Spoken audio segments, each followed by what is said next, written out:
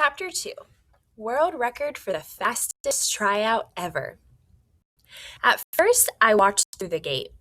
I was going to keep moving, but then I saw that there were other people down closer to the track hanging out, watching the practice, like moms and stuff, so I joined them. Well, I didn't sit with them because that would have been weird, but I grabbed a seat on one of the other benches. My school didn't have a track team, not that I would have tried out for it if it did. I was more into basketball. That was my sport, even though I had never really played.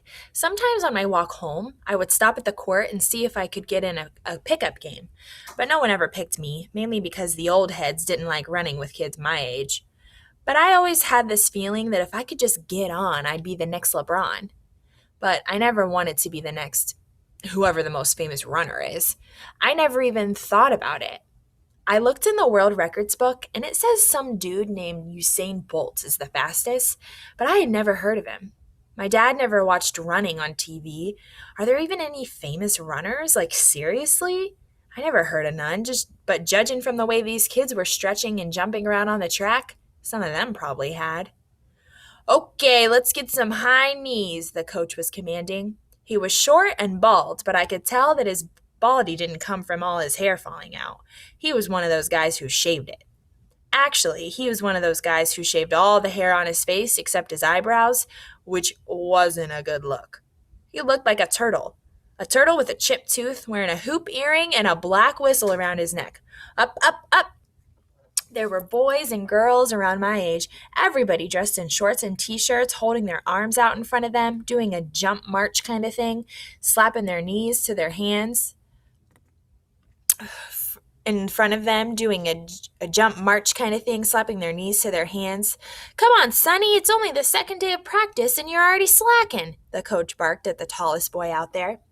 He was holding a clipboard and smacked it against his leg. Get him up! I sat with my feet spread apart so I could spit the sunflower seed shells on the ground between them. The salt was making me so thirsty, but I just couldn't stop eating them. On the track, the high knee things were followed by jumping jacks and some warm-up laps around the track, which seemed like a really bad idea to me. I mean, why would you run to warm up? You'd be tired before it's even time to race. Duh. Then all the runners gathered around the turtle-faced coach. Listen up, he said. If you're on this track, you've either been a part of the defenders or you've been recruited to be a part of the defenders. He was talking to them like they had just joined the army or something.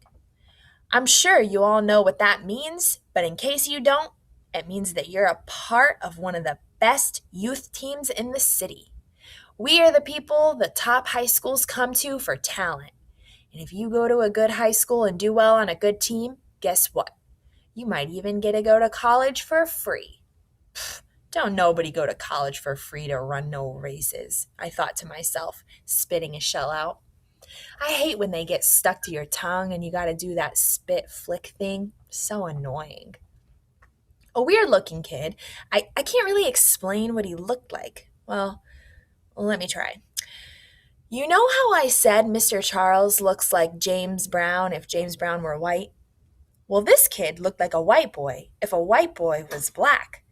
Wait, that doesn't make any sense. Let me start over. His skin was white, like the color white, and his hair was light brown. But his face looked like a black person's, like God forgot to put the brown in him. Wait, is that like Mr. Charles or not? Forget it. Anyway, the boy raised his hand. Yes, Lou? The coach said. Is it true you ran in the Olympics? The kid asked. Is it true that you didn't? The coach shot back, playing it out. The boy called Lou stood there like he just got slapped in the face by one of Charlotte Lee's rubber ducks, like he didn't know what to do. He stammered, not really sure what to say. Don't worry about what I've done. Worry about what you want to do. If you stick with me, I can get you there. The coach wiped spit from the corner of his mouth. Now, he said, looking at his roll sheet, let's see what we can do with you newbies. Lou, Patina, Sonny, on the line. The three newbies hustled down to the other end of the track. Lou, you're up first. 100-meter on the whistle, the coach directed. The weird-looking dude Lou was decked out in the flyest gear. fresh Nike running shoes and a full body skin tight suit, like a superhero. He wore a headband and a gold chain around his neck, and a diamond glinted in each ear. All the other runners stood off to the side as the coach put the whistle in his mouth. He held a stopwatch in his other hand. "Ready?" he said through his teeth. Then came the short squeak. Beep! And Lou took off. It was quick. I mean, this kid was really fast. And when he got to the end of the straightaway, a woman who was sitting on a bench on the other side of the track jumped up and squealed and clapped like this dude was some kind of celebrity or something. I was impressed. Not enough to clap, really. I was just happy something unboring was finally happening. But definitely impressed enough to stop sorting seeds in my mouth until he was done. "Nice job," the coach said as Lou trotted back over to the side like a pro. Like he was no big deal and he knew it. He glanced over at me, and I spit shells on the ground. The coach also called out a time and scribbled it down, but I didn't catch it. Next up was the big, goofy-looking kid the coach called Sonny. He was the one getting yelled at when I first got there about not kicking his legs up high enough on the warm-up. To be honest, he didn't look like he could even walk in a straight line, so I figured this was going to be pretty funny. Sonny got in position, closed his eyes, and took slow, deep breaths. Then the coach blew the whistle, and off he went. I could tell he was pushing as hard as he could, but he just wasn't going nowhere. It was like he was running into the wind, even though it wasn't a windy day. Like his shoes weighed a ton or his bones were heavy or something. Nobody cheered for him, and a few of the other kids even laughed. "Well, see who's laughing when we get to the mile," the coach barked at the sniggering runners. They all cut it out quick. Sonny loped back over and joined the group, unfazed. He didn't even mind that he had run the slowest I had ever seen anyone run. His sprint was like a jog. My mother could have probably smoked him. Mr. Charles might have even burned him up, and he's like 1,000 years old. The coach gave Sonny a nod and turned to the next person, a girl. Next up, Patina. The Patina girl was tall and sprang up and down on her toes, rolling her neck and shoulders, I guess to loosen up. Her hair was yanked back in a stubby ponytail with lots of frizz around the edges. When the coach blew the whistle, Patina broke out in a flash, zooming down the track, definitely faster than Sonny, but not quite as fast as Lou. Still, I was impressed. I mean, I don't know a whole bunch of girls who can run that fast. Actually, I don't really know a whole bunch of girls who can run at all. They always be trying to be cute in school, but I ain't mad about that. Y'all vets better look out for this girl. She runs the 800 like it's a skip down the block, the coach said, giving Patina a high five. If anybody complimented me like that, I'd be trying hard not to smile, but would probably slip a little one in. But Patina, she just kept cool and got back in line like it was nothing. I could tell she was no joke. After Lou, Sonny, and Patina ran, the coach told all the runners, the vets, to line up and show the newbies how it was done.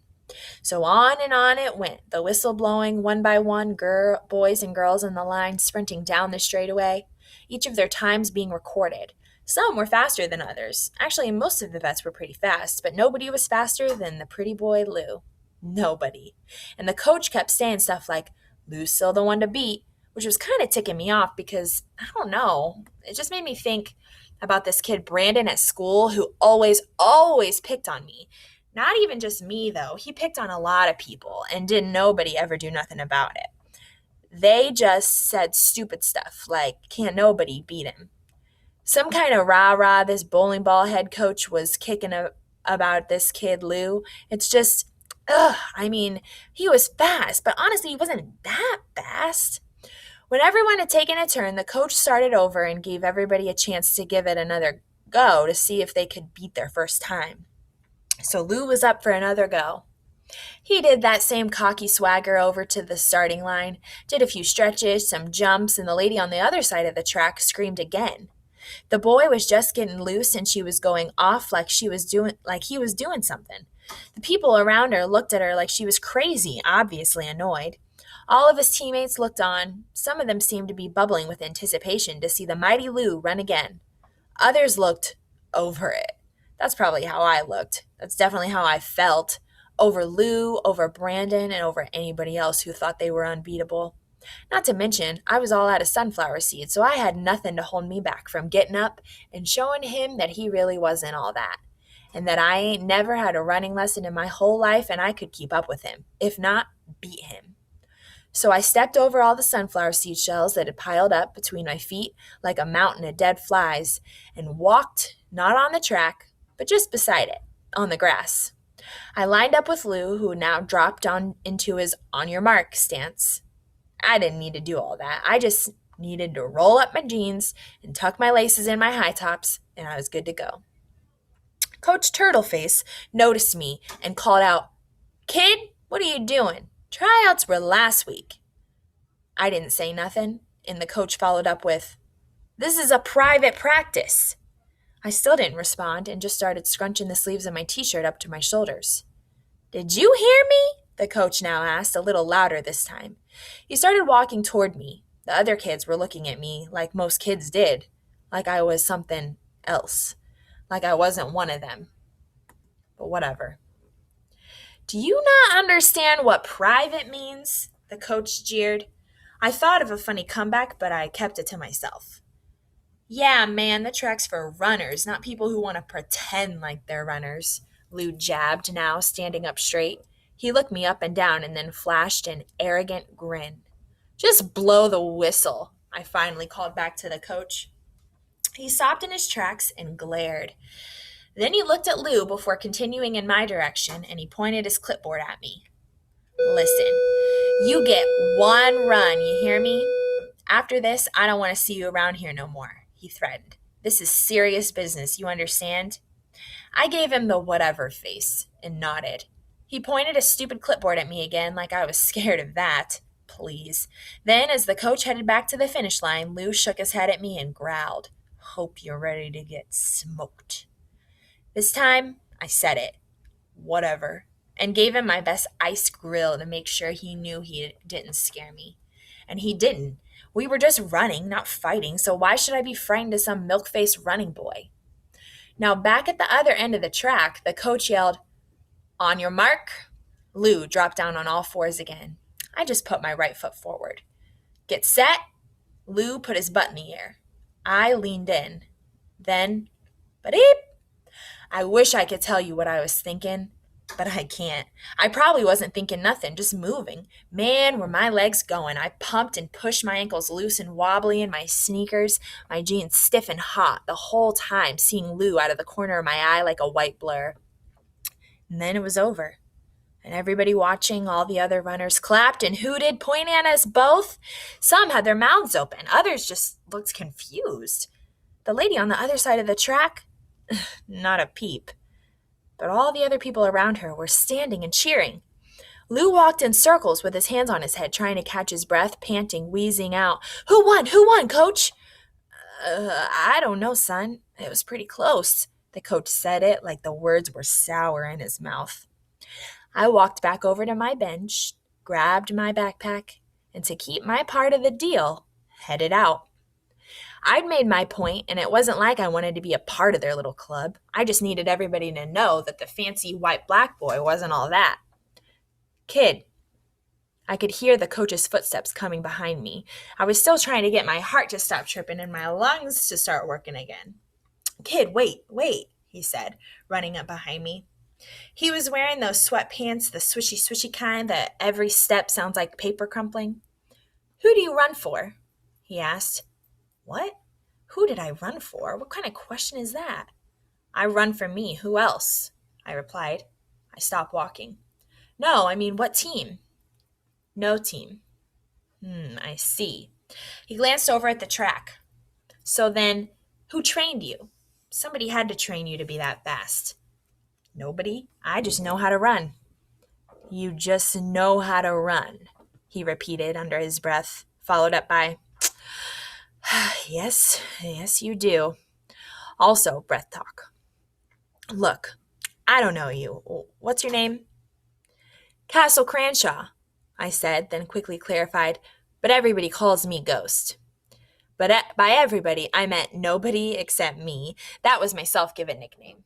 Well, halfway self-given. The night me and Mom busted into Mr. Charles' store, Mr. Charles looked at us like he was looking at two ghosts. like he didn't recognize us, probably because of how scared we both must have looked. So I just started calling myself that. Plus, it wasn't the only time someone had looked at me that way. As a matter of fact, this man, the coach, was looking at me the exact same way as Mr. Charles did that night, stunned. And I couldn't tell if it was because my real name was Castle or because of my nickname. Okay, Ghost, I'm Coach Brody. We did a proper handshake. Listen, like I said, I don't know you, obviously, but I know you got something special. At least I think you do. So you want to join the Defenders and run with us? I didn't even have to think about it. Nope. Just like that. Nope. Judging by the look on Coach's face, I could tell nobody had said no to running on his team ever. What do you mean, nope? What? Why not? All the other runners on the track were cracking jokes and playing around. Everybody but Lou. He was back on the line, down on his knees, like he was getting ready to take off again. Because my sport is basketball. You play ball? He asked, like he didn't believe it. Like I didn't look like I could hoop. Yep. For who? Why you keep asking me who I do things for? I snapped. Mainly because I didn't play ball for nobody. Not yet, at least. But it was still in my plans. Plus, who was he to be all up in my business anyway? I didn't even know him, and he didn't know me. Look, even if I wanted to join your team, I continued, I would have to ask my mother first, and she's probably just going to say no, so let me ask her. He cut in. Why do you care? It's just running, I said. Is that what you think? Coach narrowed his eyes. That this is just running? Yeah, I mean, what else is there? Ready, set, go, run, the end. I said it like a robot. Coach let out a hearty laugh, the kind that sounds fake. Nobody really laughs that hard and that loud without bending over like it hurts. We'll get to that, Coach said, cutting his laugh off instantly. Like I said, fake. For now, let's focus on the task at hand. If your mom says it's cool, will you join? Man, I told you, I play ball. Coach sized me up, biting down on his bottom lip. Okay, I'll tell you what. Basketball's your sport? Cool. But if you want to be a better ball player, join this team and you'll be faster and stronger than anyone on any court. Matter of fact, your legs will be so strong, you'll be dunking on people by next year. You think I'm stupid? I looked at him sideways. Ain't no way I could be dunking in a year. I never heard of no 8th graders that can dunk. Depends on what you say next. You are if you don't let me ask your mom about joining. Coach was looking at me like he was dead serious, like he really thought running could help my hops and get me dunking by next year. Which, if that did happen, I would go right down on the court with Sicko and them and demand a play. I kept checking his face for a sign he was lying, a sign that would have been easy to see because he didn't have any hair to disguise it. But there was no sign. No lie. Man, I'm telling you, she ain't gonna say yes. Good enough, Coach nodded, a sure smirk on his face. Practice is almost over. Might as well stay, and then I'll drop you off at home. I'll talk to her then, cool? Not cool. Not really. I mean, track? Who, what?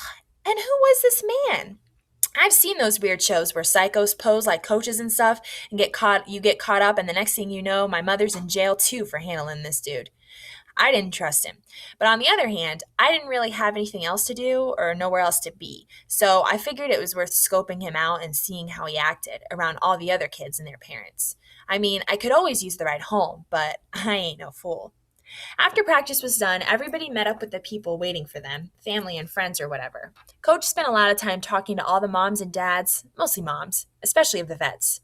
They all acted like they really, really knew each other, like family, hugs and all that. And that made me feel a little better about him because moms don't trust nobody around their kids. So I agreed on the ride. Coach and I walked to his car, which I was surprised to see was a cab. You stole a cab? I asked, while he cleaned a bunch of stuff off the seat. Food bags, shoes, water bottles, sports drinks. The front of his car was a mess, and he threw everything in the back. No, Coach said, brushing crumbs off the floor so I could finally get in. What makes you think that? Because you coach, I said, holding my backpack in my lap. So how'd you get one? I coach because I love it, but that don't pay the rent. Being a cab driver does. And he started the car. Then why would you love coaching? Seems like if being a cabbie gets you paid, that should be what you love. I explained what seemed obvious, looking out the window. Coach backed out of the parking space. Wait, I said, you're not going to make me pay for this ride home, are you? Because if you are, you can just let me out and I can walk. Why would I make. Coach started and then stopped. Then he sighed. Just tell me where you live. Where I live. Where I live. When anyone ever asks you about where you live, I get all weird because people always treat you funny when they find out you stay in a certain kind of the neighborhood. But I was used to people treating me funny. When your clothes are 2 sizes too big and you got on no-name sneakers and your mother cuts your hair and it looks like your mother cuts your hair, you get used to people treating you funny. So what's one more person?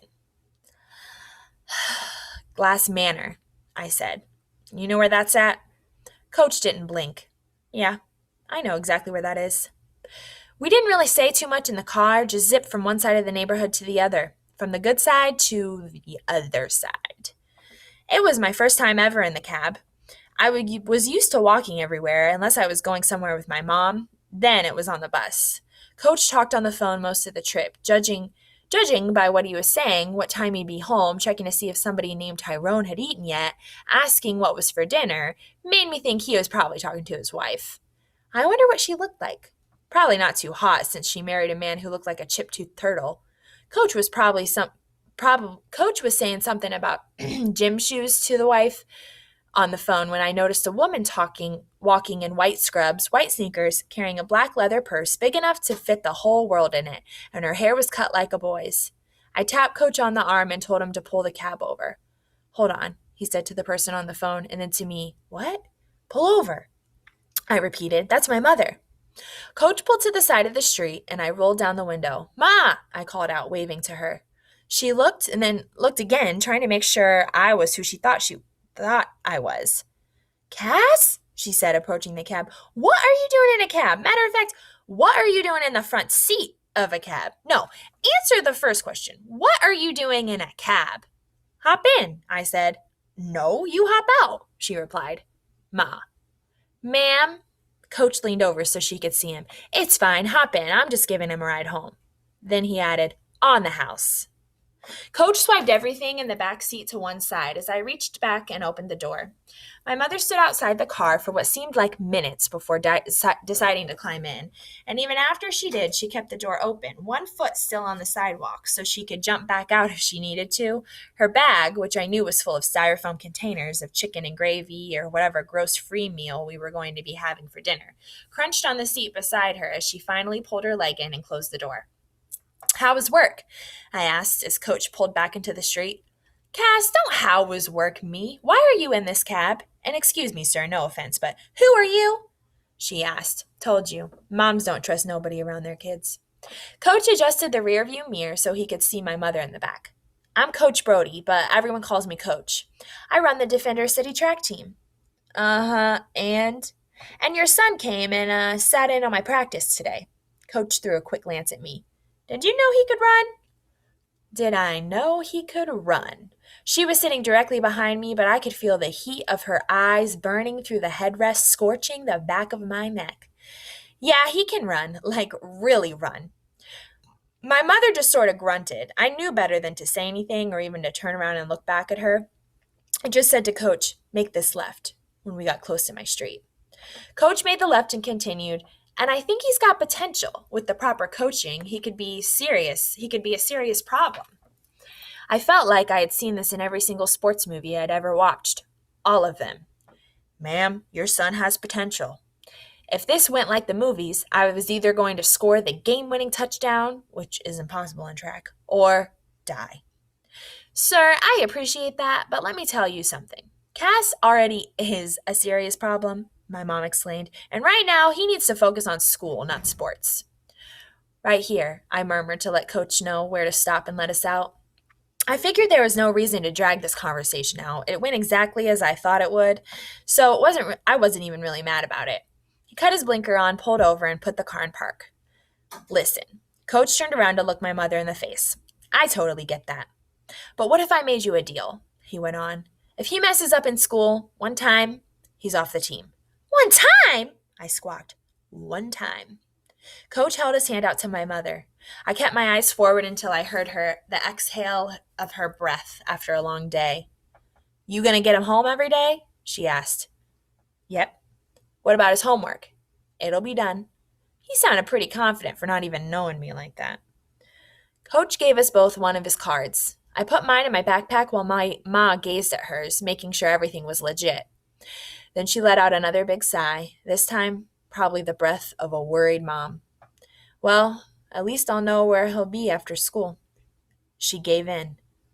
And that was it. Just like that, for the first time in my whole life, I was on a team.